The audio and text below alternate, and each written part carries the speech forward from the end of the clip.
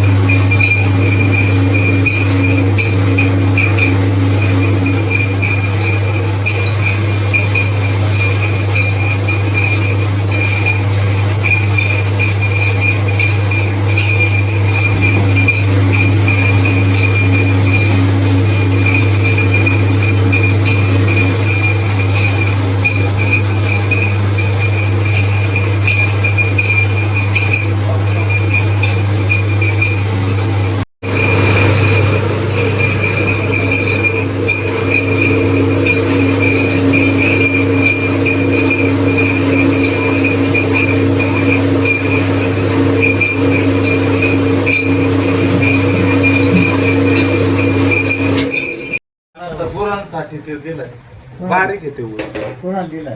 ते दिलं आमचं पाहुणं मागत होते आवतरवाडीत आवतरवाडीत मागत होती.